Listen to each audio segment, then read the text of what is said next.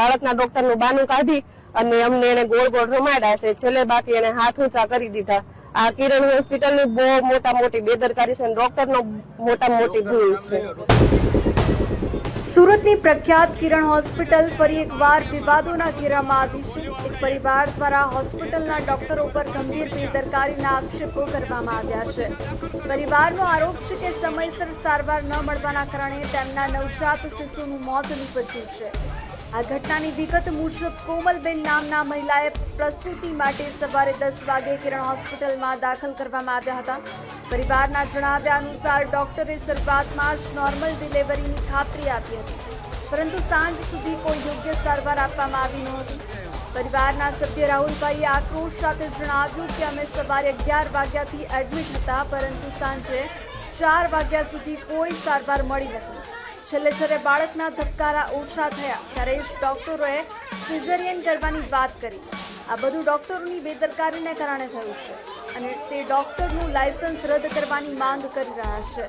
આ ઘટનાના પગલે હોસ્પિટલમાં ભારે અફરાતફરી મચી ગઈ હતી અને મામલો થાળે પાડવા માટે પોલીસને પણ બોલાવવી પડી હતી. પીડિત પરિવારે ન્યાયની માંગ સાથે હોસ્પિટલ પરિસરમાં સૂત્રોચ્ચાર કર્યા હતા. હાલમાં પોલીસે આ મામલે તપાસ હાથ ધરી છે, પરંતુ કિરણ હોસ્પિટલ જેવી મોટી સંસ્થાઓમાં વારંવાર થતી આવી ઘટનાઓ અનેક સવાલો ઉઠાવી રહી છે. આજે હું કિરણ હોસ્પિટલમાં છું અને આજે મારે છોકરાનો જન્મ થયો હતો, પણ છોકરો એક્સપાયર થઈ ગયો છે ડોક્ટરની બેદરકારીને કારણે. ડોક્ટરે સવારે 11 વાગ્યાના અમે એડમિટ કરાવ્યા હતા અહીંયા, અને બપોરે 4 વાગ્યા સુધી કોઈ સારવાર મળી નથી. એના કારણે સિઝર કરવું પડ્યું અને તાત્કાલિક ડોક્ટરે એવો જવાબ આપ્યો કે હવે છોકરાને ધબકારા નથી, એટલે સિઝર કરવું પડશે. એ પહેલા કોઈ પણ જાતની કોઈ સારવાર કરી નથી. સવારે 10 વાગે અહીંયા આવ્યા હતા, 11 વાગે અમને અંદર વોર્ડમાં લઈ ગયા, એ પછીની કોઈ સારવાર થઈ નથી. બધી બેદરકારી. હું તમામને જણાવવા માંગુ છું કે કિરણમાં મહેરબાની કરીને કોઈ પણ વ્યક્તિ આવે નહીં. અહીંયા સારવાર સારી મળતી નથી.